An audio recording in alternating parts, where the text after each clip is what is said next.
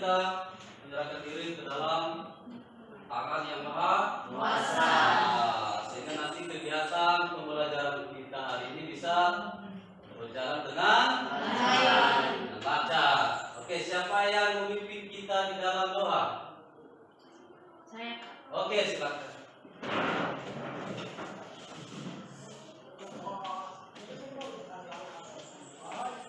Baik teman-teman, mari kita bersatu dalam doa. Allah Bapa yang bertahta di dalam surga, Tuhan Tuhan, menangkap berkat kami dari awal hingga sampai pada hari ini, dan Engkau telah mengantarkan kami dari rumah masing-masing bersama Tuhan Yesus. Saat sebentar kita melakukan proses belajar mengenal Tuhan, kiranya Engkau selalu menyertai kami agar dapat berjalan dengan lancar. Bapa yang dalam singkat yang kami sempurnakan melalui nama Yesus Kristus bersamakan. Haleluya, amin. Terima kasih ya buat sekalian kita. Nah, sekarang silakan berdiri. Oke.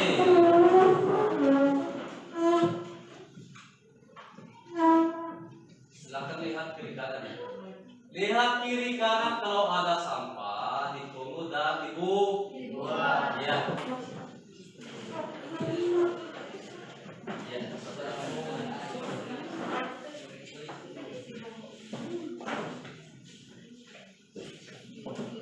Ya, masih ada banyak sampah kan?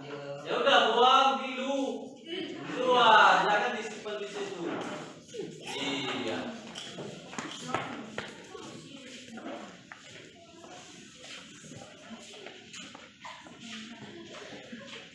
Cepat itu. Jangan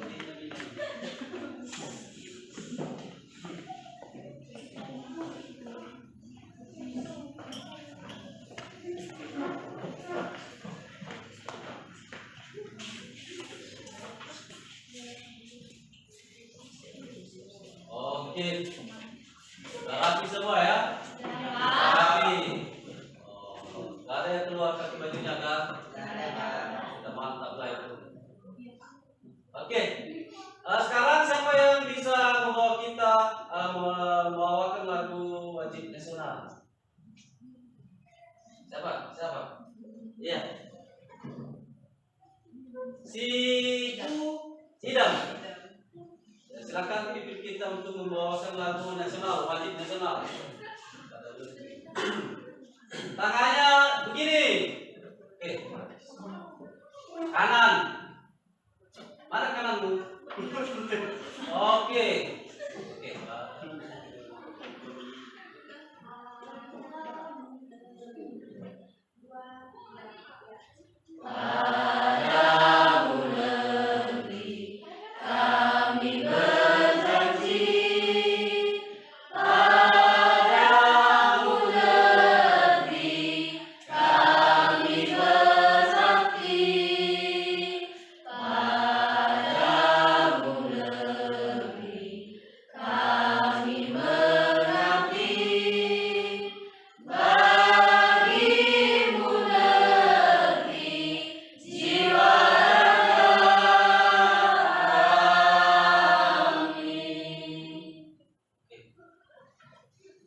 Dipersilakan duduk.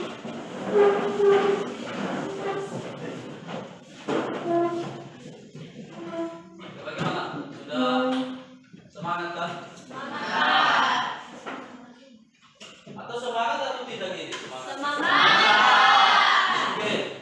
Nah, jadi sebelum kita masuk pada materi, siapa yang masih ingat pembelajaran kita minggu lalu atau materi kita minggu lalu? Siapa? Oke, Destalenta silakan. Pada minggu lalu kita belajar tentang demokrasi. Demokrasi adalah suatu bentuk sistem pemerintahan di suatu negara yang mengedepankan kebebasan rakyat dalam berpendapat. Ya, terima kasih ya sudah mengingatkan materi minggu lalu. Sudah masih ingat dengan materi minggu yang lalu. Itu jangan dilupakan, harus diingat karena berkaitan dengan materi kita hari ini. Ya. Nah, jadi demokrasi yang Anda lihat seperti apa? Dalam bentuk apa? Siapa? Demokrasi dalam bentuk apa yang Anda lihat? Ya, si Amos. Ya. Contohnya Pak seperti pemilihan kepala desa, pemilihan ketua OSIS, dan lain-lain. Ya, nah itulah bentuk demokrasi. Nah, seperti pemilihan OSIS katanya, atau pilkada, pileg, atau pemilihan legislatif. Nah, itu bentuk-bentuk demokrasi yang kita lihat di negara kita. Nah, jadi oleh sebab itu materi kita hari ini tentang penerapan. Nah, tadi kalau kita sudah mengerti tentang demokrasi, lalu sekarang kita membahas tentang penerapannya. Ada yang masih ingat tentang 10 pilar demokrasi Pancasila? Ada 10 pilar. Ada yang tahu itu? Demokrasi yang berketu, apa lagi? Demokrasi kecerdasan, apa lagi? Demokrasi? Demokrasi yang berkedaulatan rakyat dan sebagainya. Itu pilar demokrasi Pancasila. Nah, jadi untuk lebih mendalami tentang penerapan demokrasi yang ada di Indonesia,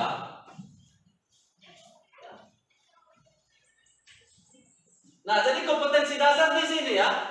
Oke, kompetensi dasarnya mengkaji sistem dan dinamika demokrasi Pancasila sesuai dengan Undang-Undang Dasar Negara Republik Indonesia tahun 1945. Nah, jadi setelah mempelajari daripada penerapan tadi, maka tujuan pembelajaran kita hari ini adalah menjelaskan pengertian demokrasi Pancasila, kemudian menguraikan prinsip yang terkandung dalam demokrasi Pancasila, seterusnya menjelaskan pelaksanaan demokrasi di Indonesia pada berbagai kurun waktu, menganalisis pelaksanaan demokrasi di Indonesia pada berbagai kurun waktu, menyaji hasil analisis pelaksanaan demokrasi di Indonesia pada berbagai kurun waktu. Nah, jadi untuk membahas tentang penerapan demokrasi di Indonesia, maka dalam hal ini kita membentuk suatu kelompok. Nah, kelompok untuk mendiskusikan ya tentang penerapan demokrasi di Indonesia. Nah, jadi untuk itu kepada siswa-siswa kami untuk membuat kelompoknya. Nah, sebelum membuat kelompok, tadi di sana kita sudah tahu tentang tujuan pembelajaran hari ini. Nah, jadi untuk itu nanti silakan dianalisis ya pada tugas kelompok itu ya tentang perkembangan periodisasi di Indonesia. Nah, itu nanti dianalisis ya. Dan di sana misalnya di periode pertama 45 sampai 49 contohnya itu satu kelompok yang mendiskusikan itu dan menganalisis apa yang terjadi pada demokrasi pada tahun 45 sampai 49 tentang peristiwa yang ada di dalamnya. Nanti itu yang ada diskusikan dan presentasikan ke depan untuk menyampaikan hasil dan kelompok lain memberi tanggapan atau suatu pertanyaan. Untuk itu sekarang buat kelompok. Dalam satu kelompok 5 orang. Silakan dibuat kelompoknya.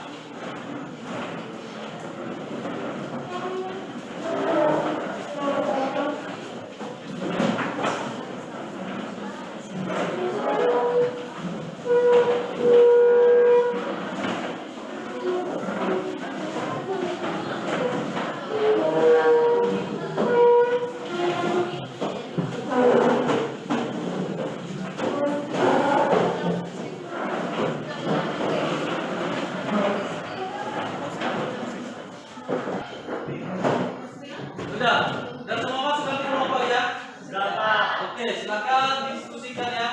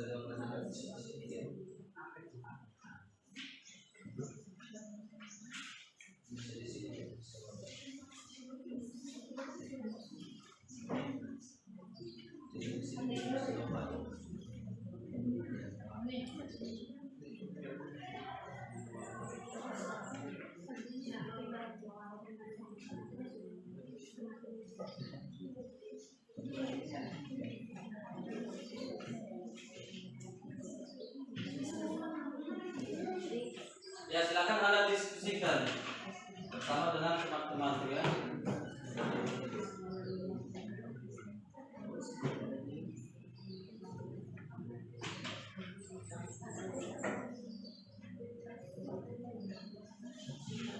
Ini kelompok satu ya. Mana kelompok satu? Kelompok lima.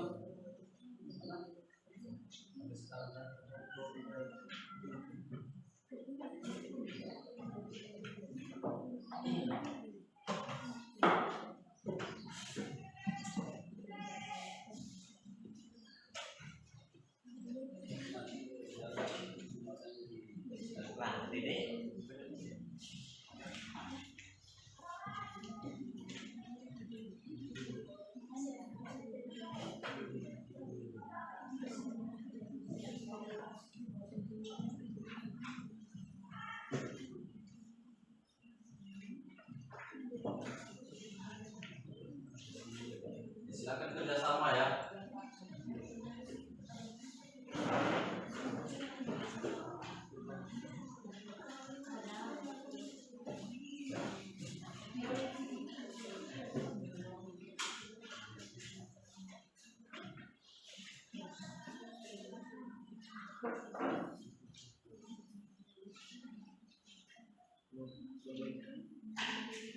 Ini kelompok satu membahas tentang periode perkembangan demokrasi pada periode 95 sampai 49. Ya. Nanti ada kamu hidup di zaman itu, ya kan? Nanti ceritakan apa yang terjadi di sana, peristiwa apa, setelah kamu menganalisis dari perkembangan politik pada periode itu.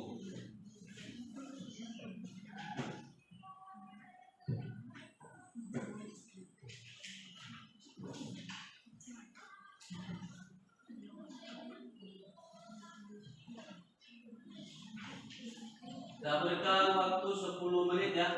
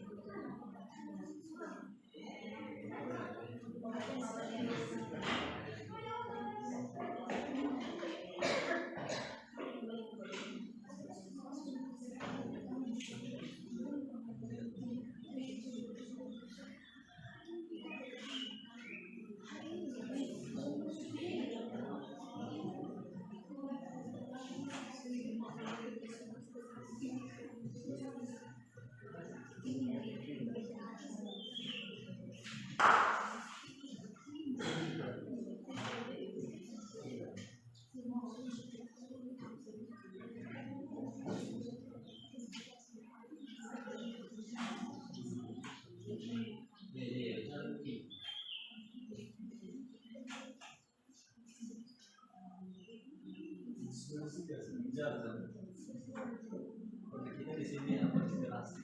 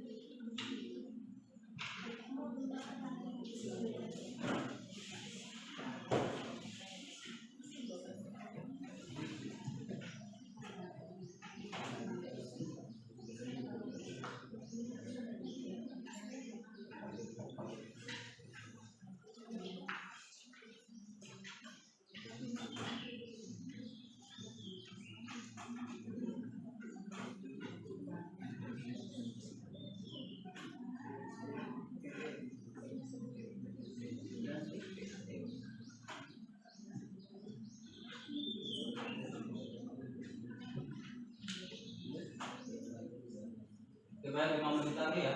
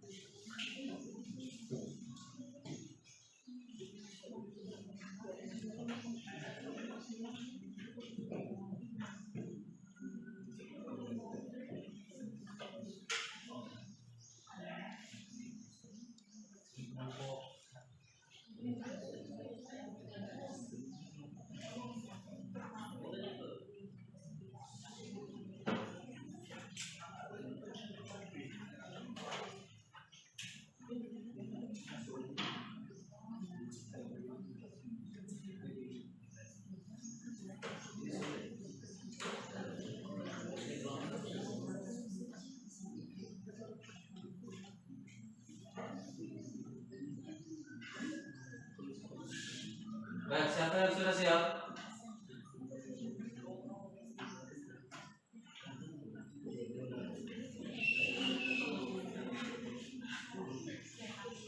Ya.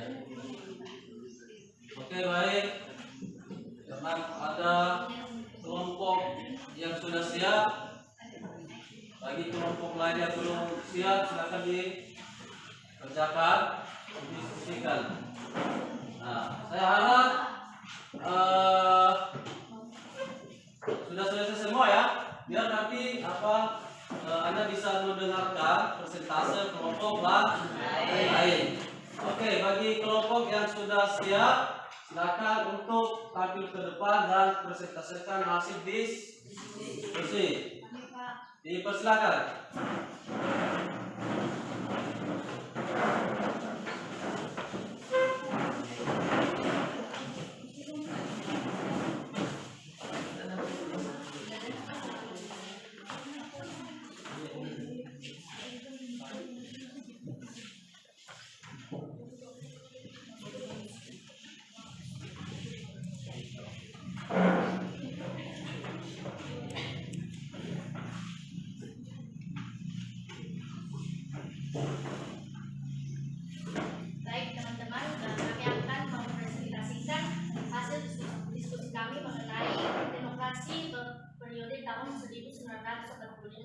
sampai 1949. Di sini kami membahas 5 hal yang akan kami sampaikan masing-masing. Hal yang pertama, pelaksanaan demokrasi belum berjalan baik. Pelaksanaan demokrasi pada masa periode tahun 1945 sampai 1949 belum berjalan baik karena pelaksanaan demokrasi terbatas pada berfungsinya pers yang mendukung revolusi kemerdekaan. Ada beberapa elemen demokrasi yang belum sepenuhnya terwujud karena situasi dan kondisi yang tidak memungkinkan. Salah satunya yaitu presiden yang secara konstitusional memiliki kemungkinan untuk menjadi seorang diktator, dibatasi kekuasaannya ketika Komite Nasional Indonesia Pusat atau KNP dibentuk untuk menggantikan parlemen. Sekian, sekarang nomor 2.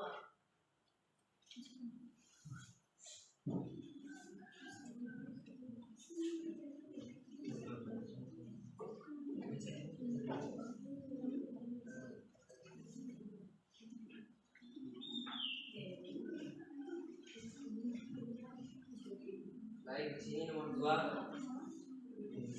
KNP berubah menjadi lembaga legislatif dari tahun 1945 sampai tahun 1949.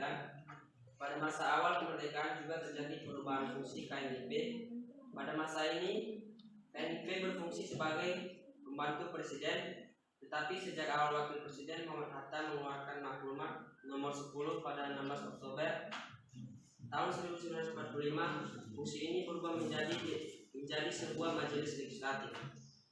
Yang ketiga, pembentukan partai politik. Ada beberapa partai politik yang muncul setelah dikeluarkan maklumat 3 November 1945, yaitu Masyimu, Majelis Juro Muslimin Indonesia, yang kedua PKI. Yang keempat, perubahan sistem kekuasaan.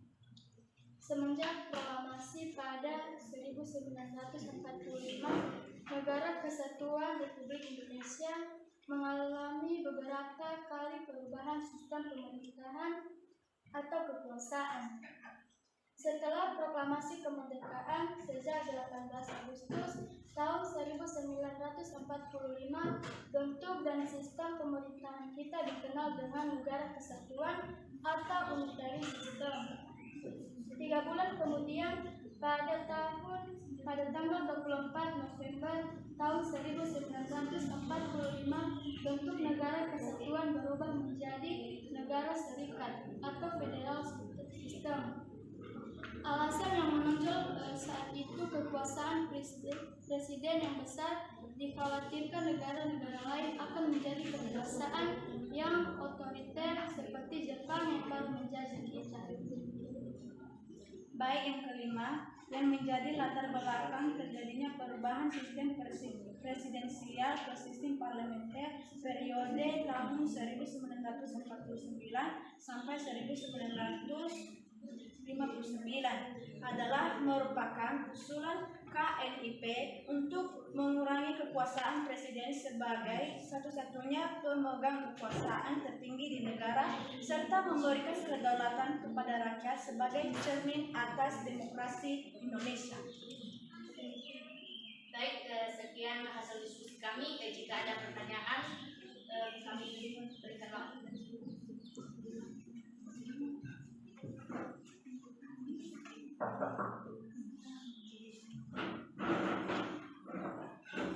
Apa alasan terjadinya perubahan sistem presidensial menjadi sistem parlementer?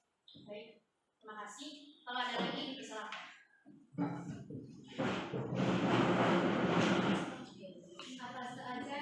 Apa saja pemberontakan yang terjadi pada masa periode 1945 sampai dengan 1959?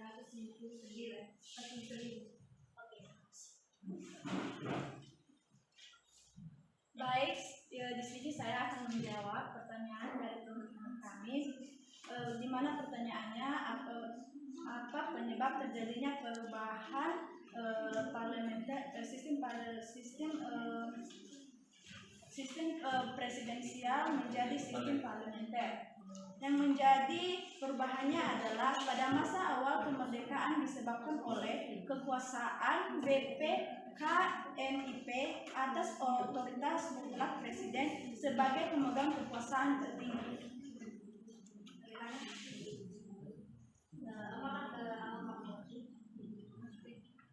Oke, saya akan menjawab pertanyaan yang disampaikan oleh teman kami, yang dimana pertanyaannya adalah apa saja pemberontakan yang terjadi pada masa periode tahun 1945 sampai 1949.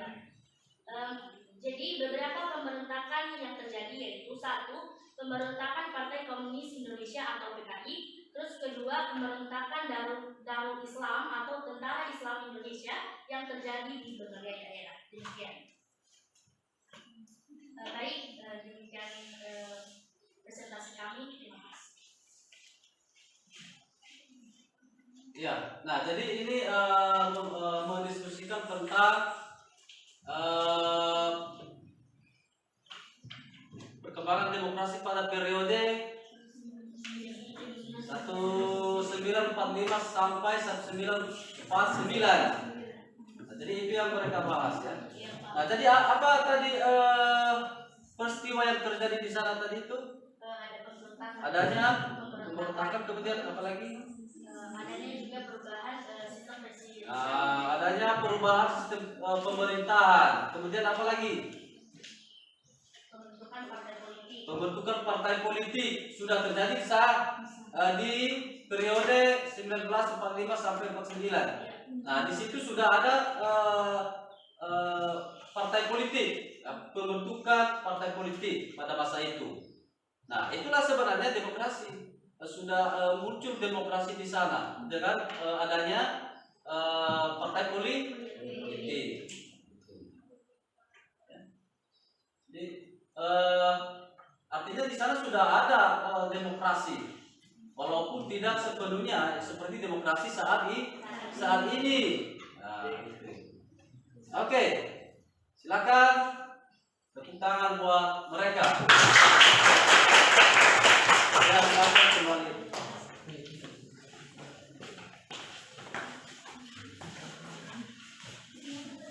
Oke, baik ya. Nah, jadi mereka sangat bagus ya untuk mempresentasikan perkembangan demokrasi pada periode 1945 sampai 49. Nah, jadi mereka sudah menganalisa apa yang terjadi dan peristiwa apa yang terjadi di masa itu. Nah, jadi sekarang kelompok siapa yang siap untuk tampil presentasi? Ya, silakan.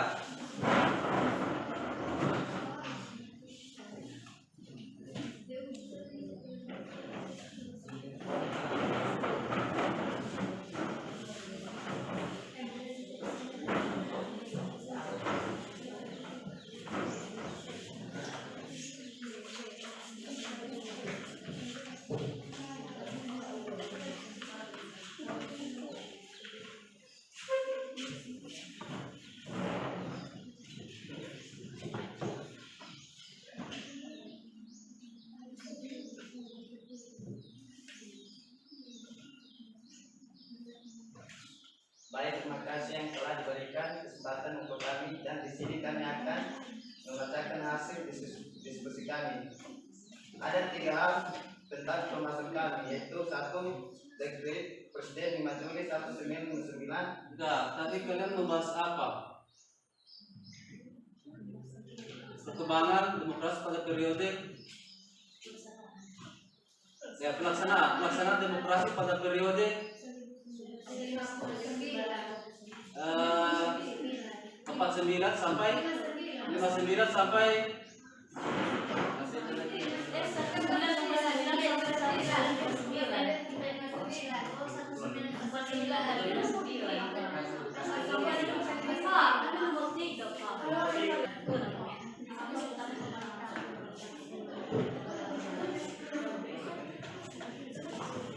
itu disampaikan pelaksanaan periode apa? Pembahasan kalian.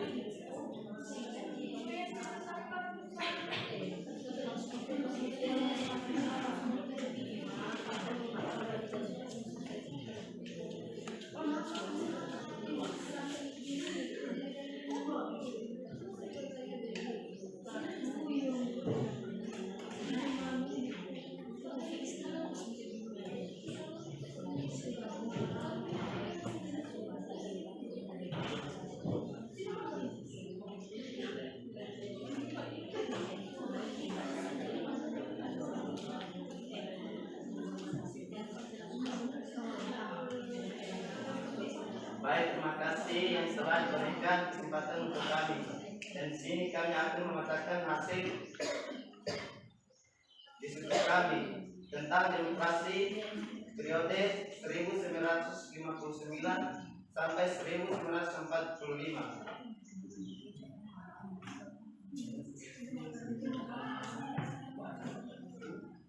Yang mana pembahasannya itu: 1. Dekret Presiden 5 Juli 1959. 2. Pembubaran Dewan Konstituante dibubarkan. 3. Perubahan sistem pemerintah dari parlementer demokrasi terpimpin kepada teman kami untuk membacakannya. 1. Dekret Presiden 5 Juli tahun 1959. Maksudnya adalah dekret yang dikeluarkan oleh Presiden Soekarno yang dilatar belakangi oleh kegagalan Badan Konstituante untuk menerapkan Undang-Undang Dasar baru sebagai pengganti UUDS tahun 1950 dan pemilihan sistem demokrasi liberal yang menyebabkan berbagai konflik mencuat. 2. Perubahan sistem pemerintahan dari parlementer menjadi demokrasi terpimpin merupakan serangkaian cara yang digunakan suatu negara untuk mengatur segala yang berhubungan dengan kepemerintahan dan kenegaraan. Aturan pemerintahan yang masuk dalam sistem berkaitan dengan sekumpulan aturan dasar tentang pola kepemerintahan, pola pengambilan kebijakan, pola pengambilan keputusan, dan lain-lainnya. Yang ketiga, Konstituante 1959 diubah karena gagal menetapkan undang-undang baru. Presiden Soekarno memberi amanat untuk kembali ke Undang-Undang 1945. Konstituante adalah Dewan Perwakilan yang bertugas untuk membentuk konstitusi baru menggantikan undang-undang sementara.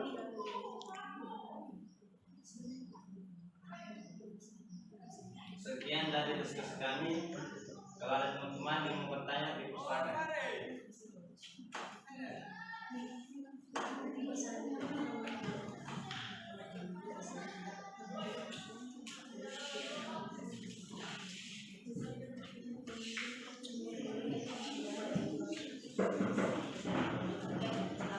Apa saja isi dekret 5 Juli tahun 1959?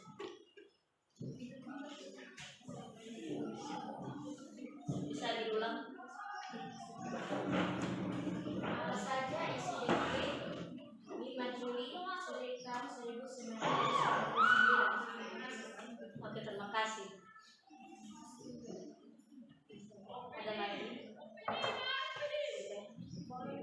Apa arti pentingnya dekret Presiden pada tanggal 5 Juli tahun 1959?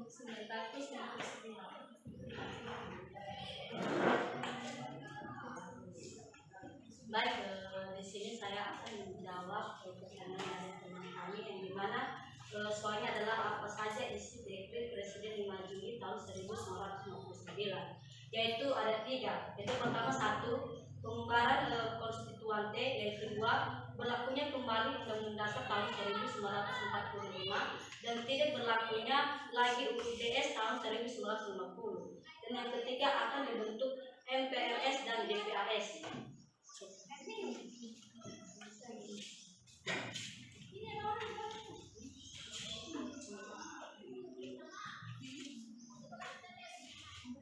Baik, di sini kami akan menjawab pertanyaan. Arti penting dekret Presiden 5 Juli 1959.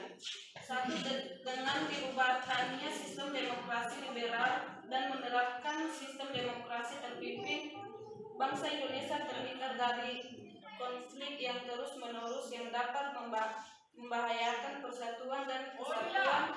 2. Dengan dibentuknya MPRS dan DPAS, lembaga-lembaga baru ini dibentuk sesuai dengan tuntutan UUD 1945. Baik, kalau nggak ada lagi pertanyaan, kan?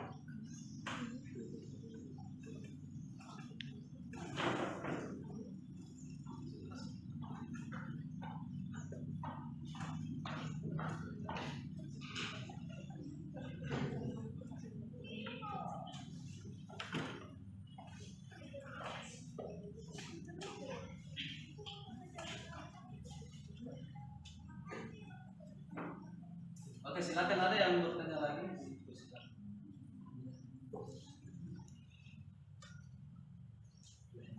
Mereka membahas tentang demokrasi terpimpin ya pada tahun 1959 sampai 1965. Di sana itu demokrasi terpimpin.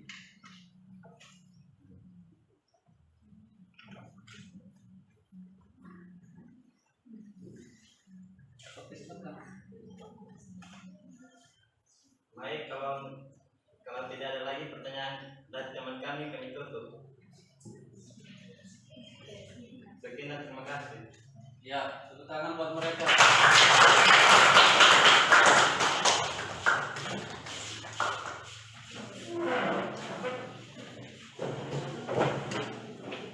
Baik. Nah, jadi itulah apa presentase temanmu kelompok 2 ya, tentang peristiwa yang terjadi pada demokrasi terpimpin di sana. Itu. Nah, jadi itulah hasil presentasi mereka. Kemudian sekarang kelompok siapa yang tampil?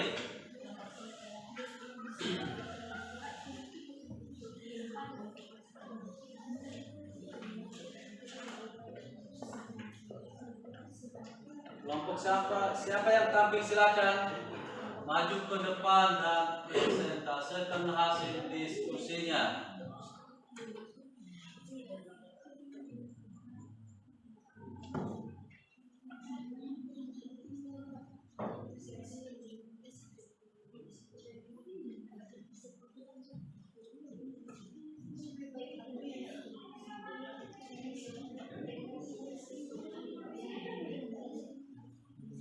Baik, kelompok siapa? Kelompok 3, silakan. Silakan maju ke depan.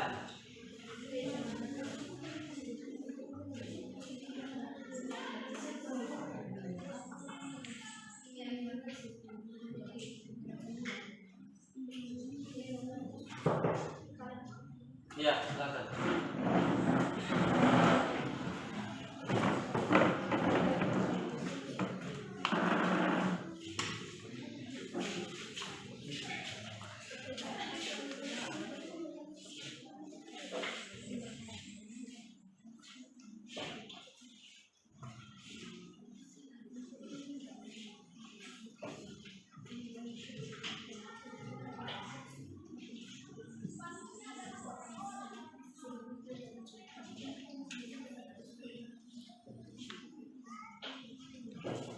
Baik, terima kasih kesempatan yang telah diberikan kepada kami untuk mempresentasikan hasil diskusi kami tentang pelaksanaan demokrasi di Indonesia pada periode 1965 sampai 1998. Ada 4 item yang kami bahas, yaitu 1. Lahirnya masa Orde Baru dengan konsep demokrasi Pancasila. 2. Pelaksanaan demokrasi Pancasila tidak berjalan. 3. Pemerintah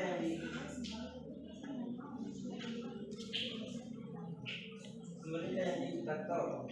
4. Adanya pemilihan umum yang tidak sehat. Dan jika ada pertanyaan dari setiap kelompok, dipersilakan.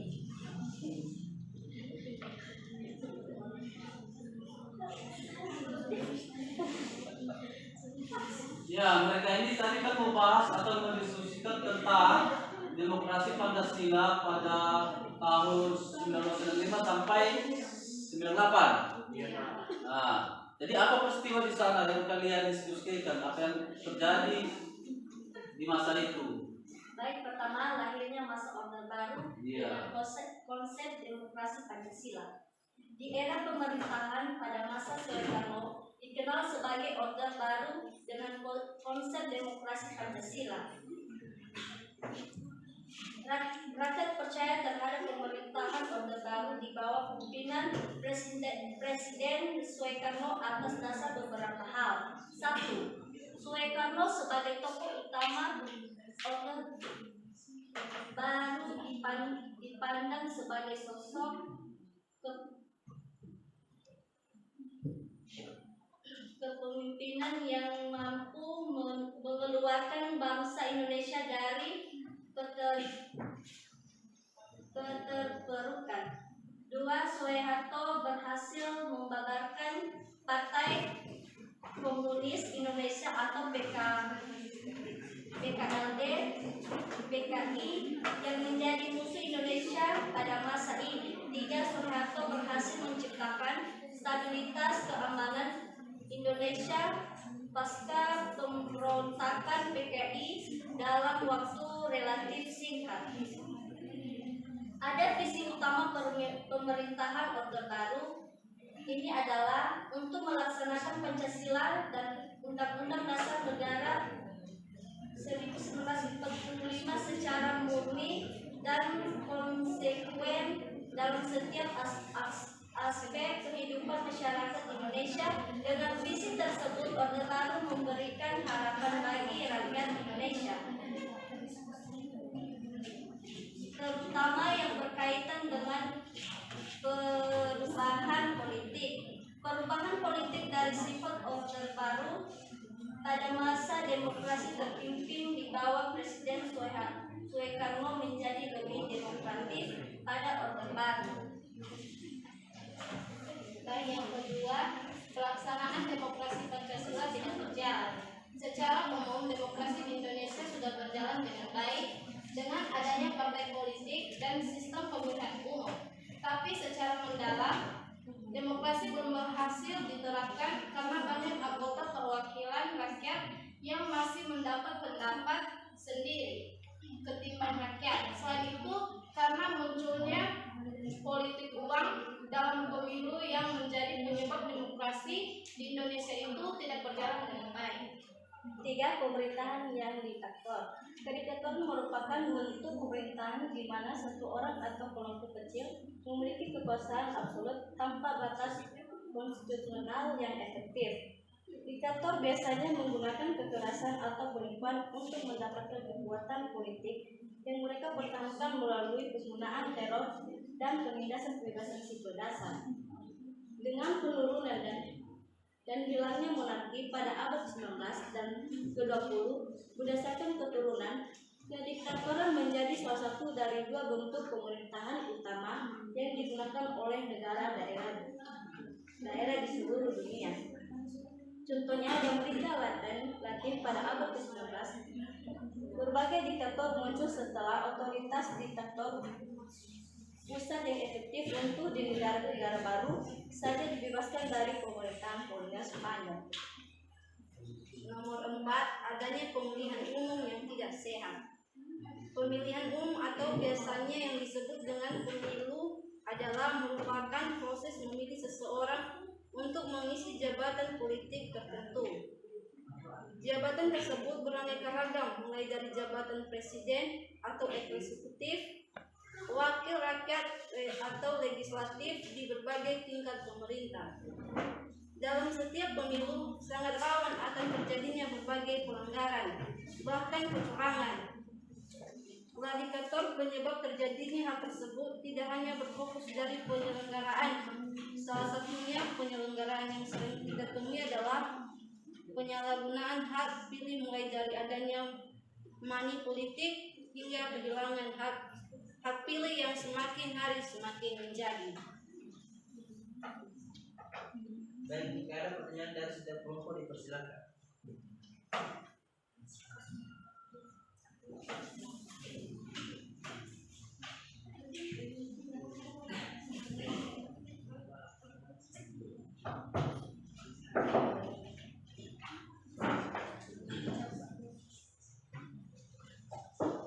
Baik, saya mau bertanya di sini dari kelompok 3. Apa saja akibat dari politik yang terhadap pemerintahan dan masyarakat?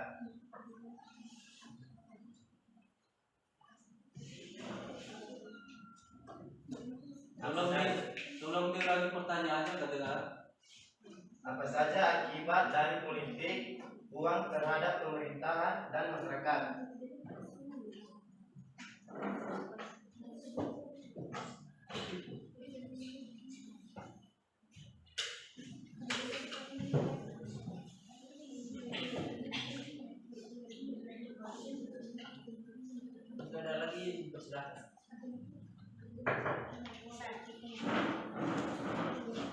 Pertanyaan saya adalah apa visi utama pemerintahan pada Orde Baru?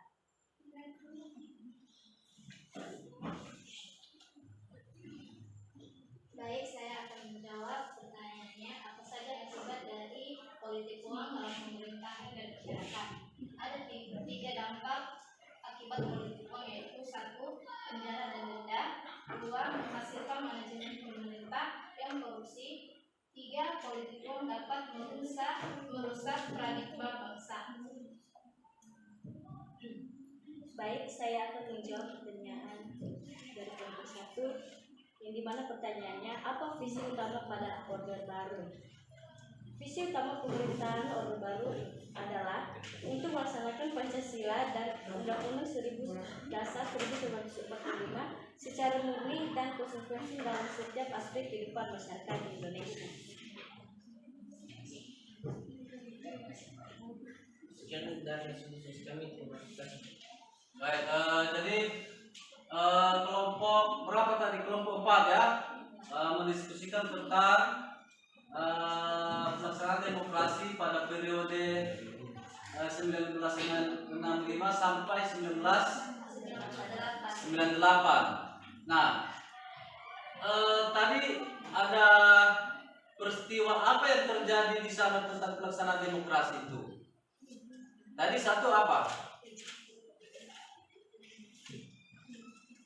1. Lahirnya masa Orde Baru dengan konsep demokrasi Pancasila. Di sana lahirnya Orde Baru dengan konsep demokrasi Pancasila. Itu yang terjadi pada pelaksanaan demokrasi pada tahun itu. Nah, apa tadi itu? Lahirnya Orde Baru dengan konsep demokrasi Pancasila. Nah, kemudian nomor 2,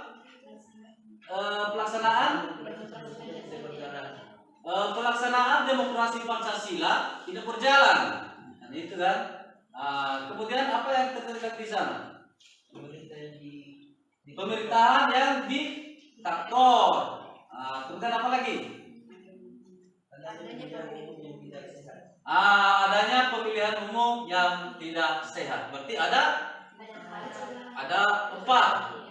Ada 4 kejadian atau peristiwa yang terjadi pada masa demokrasi di tahun 65 sampai 98 itu. Yang menurut mereka setelah mereka diskusikan. Nah, itu. Nah, jadi terima kasih buat kelompok berapa ini? Kelompok 4 ya. Tepuk tangan buat mereka.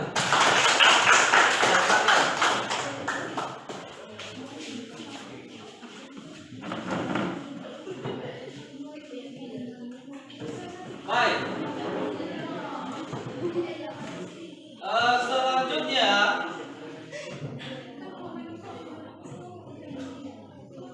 kelompok terakhir ya. Ada 2 kelompok lagi, berarti ini. Ya, silakan maju.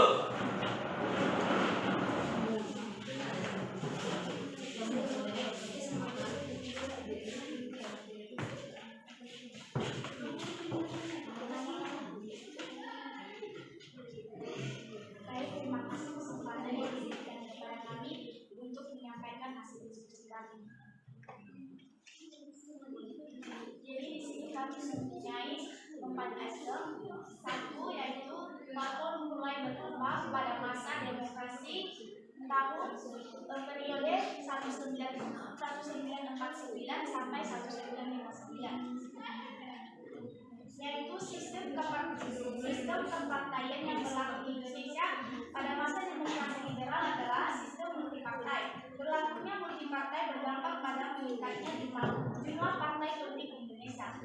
Nama-nama partai tersebut yaitu PNI, Partai Nasional Indonesia, Partai Masyumi, Majelis Syuro Muslimin Indonesia, Partai NU, PKI, Partai Komunis Indonesia.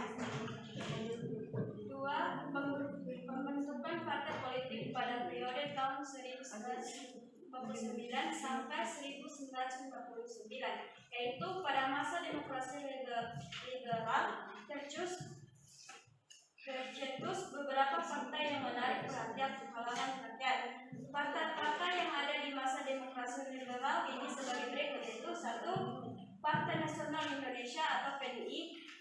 Masyuri, 3 Partai Komunis Indonesia atau PKI, 4 Partai Katolik, 5 Partai Kristen Indonesia atau Parkindo. 3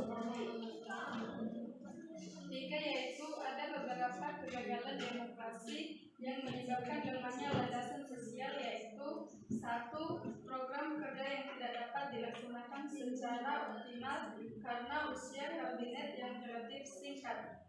2. Kondisi politik antar partai yang saling menjatuhkan berakibat pada iklim pemerintahan yang tidak sehat.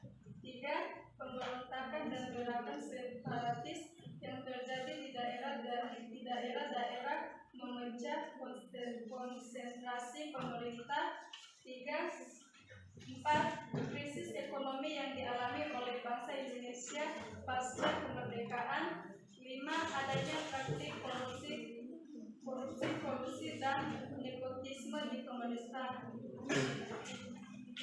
Baik, nomor 4, dikeluarkannya dekret presiden. Keputusan Presiden nomor 150 tahun 1999 tentang kembali kepada Undang-Undang Dasar tahun 1945 atau yang lebih dikenal sebagai Dekret Presiden 5 Juli 1959 adalah dekret secara legal keputusan presiden yang dikeluarkan oleh Presiden Indonesia yang pertama, Soekarno pada 5 Juli 1959. Baik, jika ada pertanyaan dari teman-teman.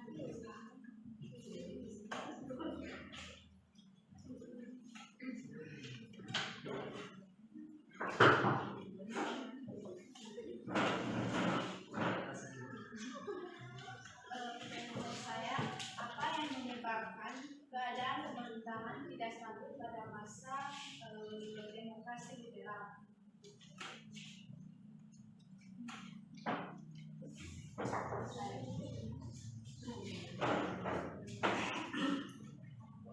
Jadi yang saya dari sini, sistem apa yang digunakan Indonesia pada tahun 1949 sampai 1959? Terima kasih.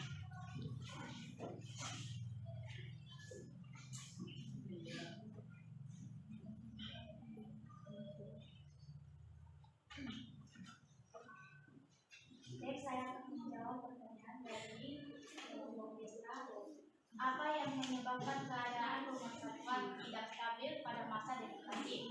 Jadi ada satu faktor yang menyebabkan pada masa demokrasi itu terjadinya terjadinya sebuah kesalahan, yaitu 1, karena persaingan partai-partai politik yang saling mementingkan kepentingan masing-masing. Ada juga faktor lainnya, yaitu gerakan pemberontakan dalam negeri seperti IDI atau TSI dan PRRI atau Bermesta. Saya akan menjawab pertanyaan dari kelompok 3, yaitu sistem apa yang digunakan Indonesia pada tahun 1949 sampai 1959. Di sana mereka menggunakan sistem konstitusi undang-undang dasar. Baik, jika masih ada pertanyaan.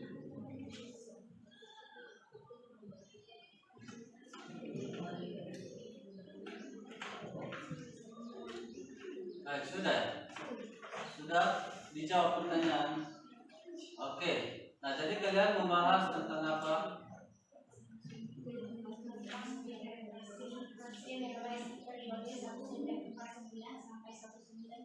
Oh, berarti di sana demokrasi parlementer ya? Pada tahun 49 dan sampai 5. Nah, apa yang kalian tadi setelah kalian diskusikan, apa peristiwa yang terjadi di sana? Satu tadi apa? Parpol mulai berkembang. Oke. Setelah itu pembentukan partai politik. Oke. Seterusnya Kegagalan demokrasi yang menyebabkan lemahnya landasan sosial. ya, Apa tadi? Kegagalan demokrasi. Kegagalan demokrasi pada tahun 49 sampai 59. Kenapa bisa gagal dia? Demokrasi itu tadi? Satu, program kerja yang tidak dapat dilaksanakan secara optimal karena usia kabinet yang relatif singkat. Oke. Baik, seterusnya? Dikeluarkannya dekret presiden. Dikeluarkannya dekret presiden. Ya, pada tanggal berapa itu?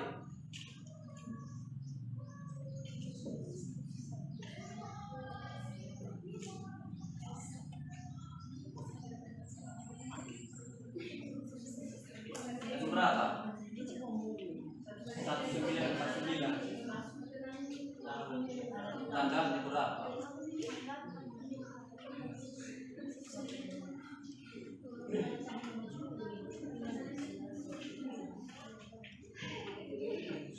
Tanggal berapa? Tahun berapa?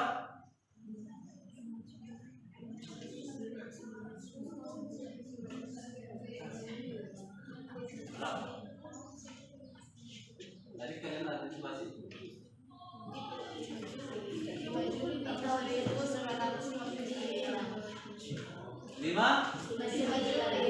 1959. 5 Juli 1959. Oke. Ya. Apa isi dekret itu? Keputusan Presiden nomor 160 tahun 1959 tentang kembali kepada Undang-Undang Dasar 1945 atau yang lebih dikenal sebagai Dekret Presiden 5 Juli 1999 adalah dekret secara legal keputusan Presiden yang dikeluarkan oleh Presiden Indonesia yang pertama Soekarno pada 5 Juli 1999. Nah itu. Nah itulah isi dekretnya. Berarti kembali kepada Undang-Undang Dasar. Itu. Nah jadi terima kasih buat kelompok 3 ya. Hasil presentasinya cukup bagus dan sudah tahu apa yang terjadi pada periode itu. Ya, di sana. Ya. Oke, silakan ke tempatnya semula. Oke, tepuk tangan untuk mereka.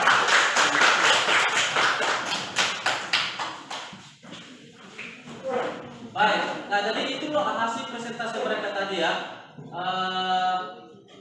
Demokrasi parlementer ya. Ya, pada tahun 49 sampai 59. Nah, itu. Nah, sekarang kelompok terakhir ya. Silakan maju ke depan untuk menyampaikan hasil diskusinya.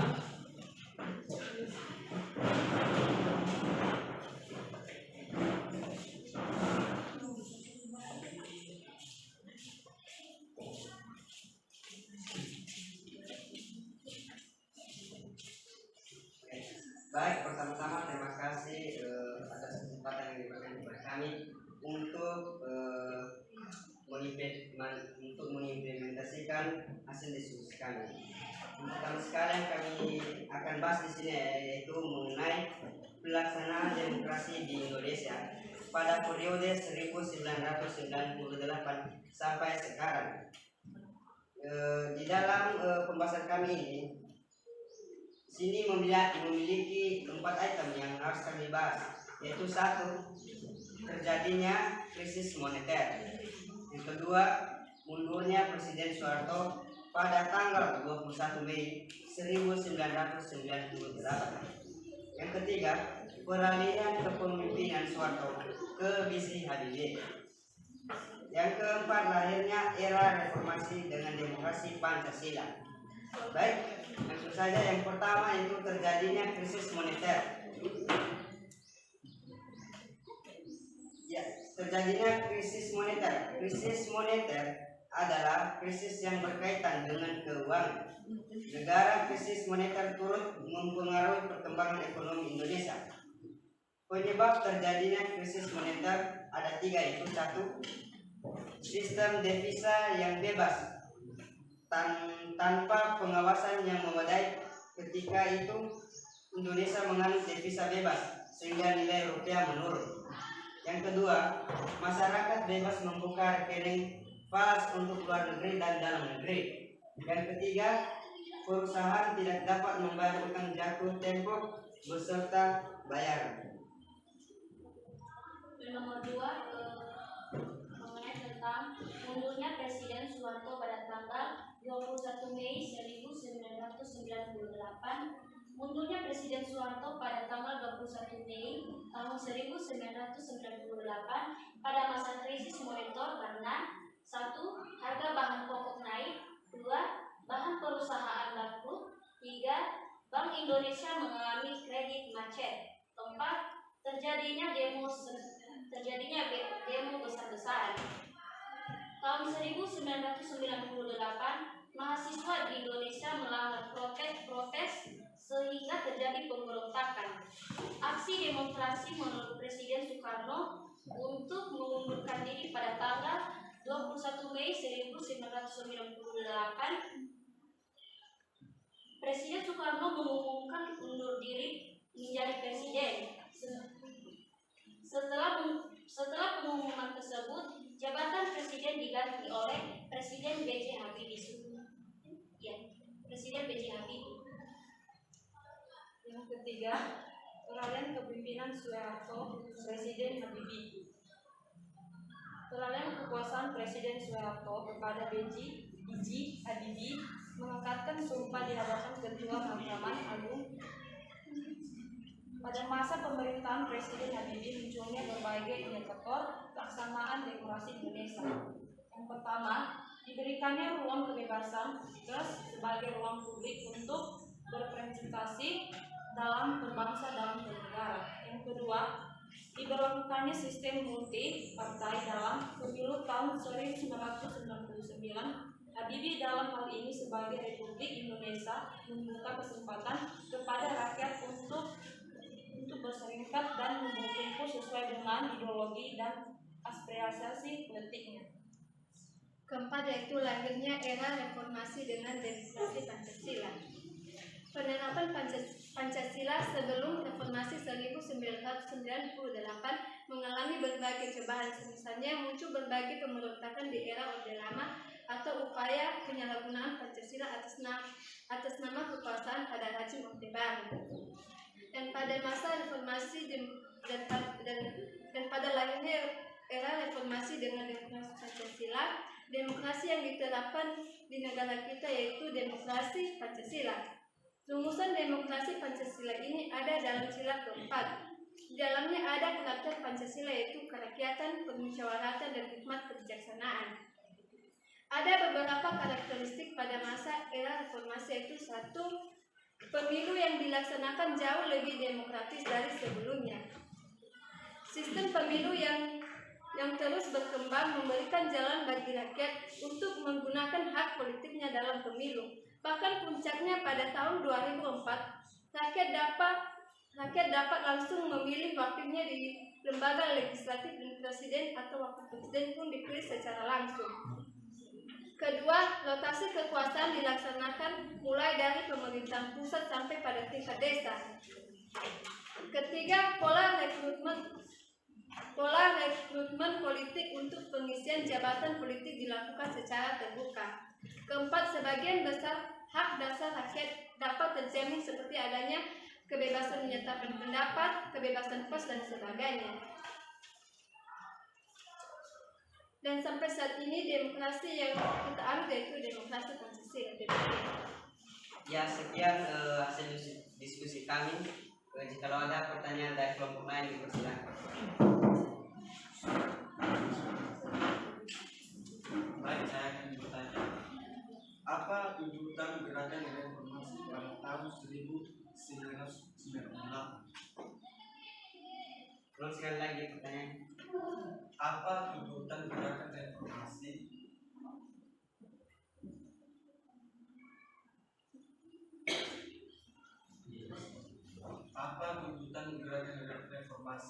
pada tahun 1998? Apa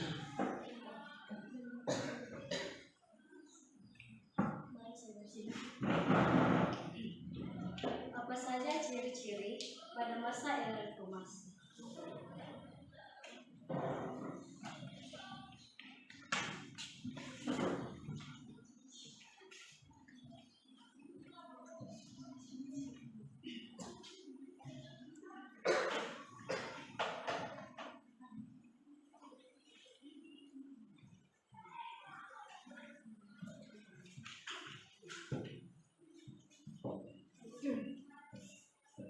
Baik, kami akan menjawab pertanyaan yang diberikan dari kelompok 3. Di sini, apa tuntunan gerakan reformasi pada tahun 1998? Di sini dikatakan tuntunan gerakan reformasi pada tahun 1998 adalah satu, yaitu amandemen Undang-Undang Dasar. Yang kedua, pemberantasan KKN. Yang ketiga, pencabutan DWI dan fungsi ABRI. Yang keempat, penegakan hukum. Yang kelima, penegakan hak asasi manusia. Yang keenam, penegakan kebebasan pers. Yang ketujuh, pemberian hak otonomi kepada daerah-daerah. Kepada kelompok 3 bagaimana sudah mengerti? Baik, kami akan menjawab dari kelompok 4. Di mana pertanyaannya apa saja ciri-ciri pada masa era reformasi? Ciri-ciri demokrasi pada masa era reformasi itu: 1. Kedaulatan ada di tangan rakyat. 2. Selalu berdasarkan kekeluargaan dan gotong royong. 3. Cara pengambilan keputusan melalui musyawarah untuk mencapai tujuan. 4. Tidak kenal adanya partai pemerintahan dan partai politik. 5. Diakui adanya keselarasan hak dan kewajiban. 6. Mendahulukan kepentingan rakyat atau kepentingan umum. Mungkin. Baik, sekian hasil diskusi kami. Kalau tidak ada pertanyaan, kami akan menutup. Oke, baik. Nah, jadi kelompok ini membahas tentang demokrasi Pancasila, orde reformasi. Nah, yang Anda diskusikan tadi, yang Anda kaji tadi atau analisis apa tadi, peristiwa yang terjadi di sana? Di sini ada 4. Ada 4. Iya. Peristiwa yang terjadi di sana. Iya. Atau yang terjadi pada demokrasi Pancasila orde reformasi. Iya. Ya, satunya apa? Yang pertama, terjadinya krisis moneter. Iya. Yang keduanya, mundurnya Presiden Soeharto pada tanggal 21 Mei 1998. Dan yang ketiga, peralihan kepemimpinan Soeharto kepada B.J. Habibie. Yang keempat, lahirnya era reformasi dengan demokrasi Pancasila. Iya. Nah, jadi ya itu hasil diskusi mereka ya. Ada 4 poin peristiwa yang terjadi di zaman di demokrasi Pancasila orde reformasi. Setelah mereka membahas, ada 4 item ya yang terjadi di sana. Oke, kita akan buat mereka. Oke, mereka. Baik. Nah, jadi kita sudah cukup ya materi hari ini pembahasan tentang penerapan demokrasi. Anda sudah tadi menyajikan dan presentasi ke depan tadi ya. Nah, jadi itulah tahapan perkembangan demokrasi di Indonesia sampai sekarang. Anda sudah presentasikan tadi. Nah, mudah-mudahan Anda bisa paham dan mengerti sehingga Anda bisa menerapkan di dalam kehidupan sehari-hari. Namanya demokrasi. Oke, baik. Karena kita sudah selesai pembelajaran, silakan buat susun barisan atau seperti semula ya.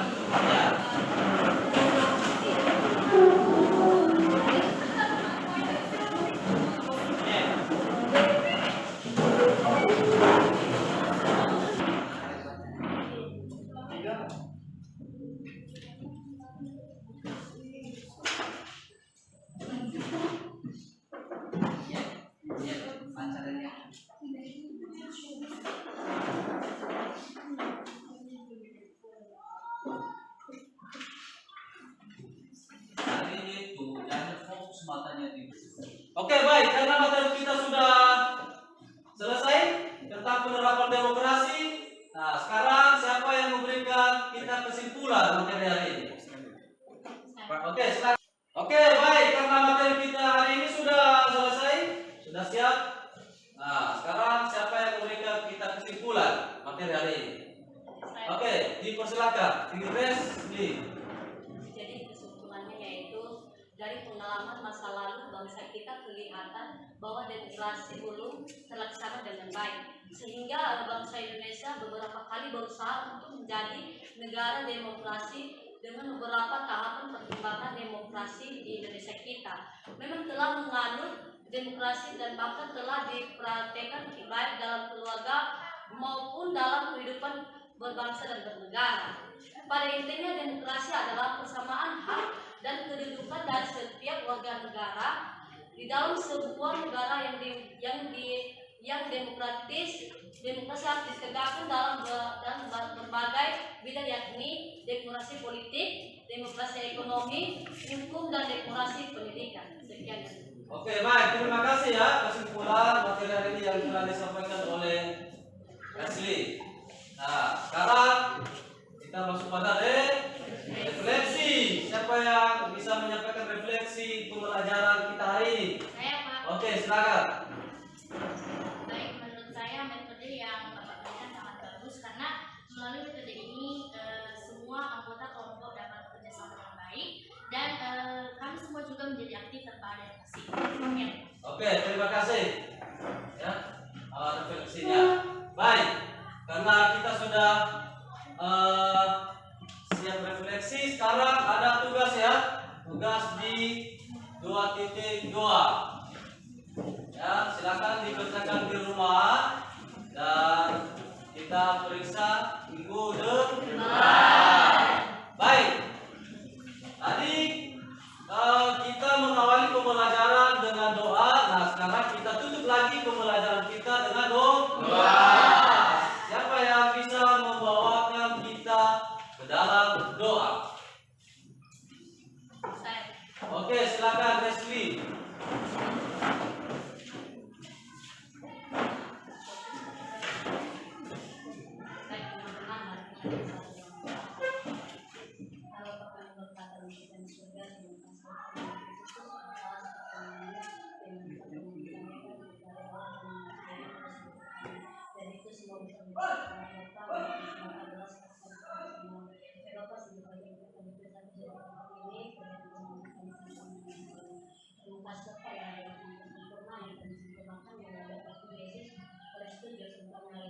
Amin. Baik, terima kasih Tuan Leslie ya yang telah membawa kita dalam doa. Nah, jadi sekarang kita sudah selesai pembelajaran dan tunggu pembelajaran selanjutnya. Oke, terima kasih. Sampai jumpa kembali.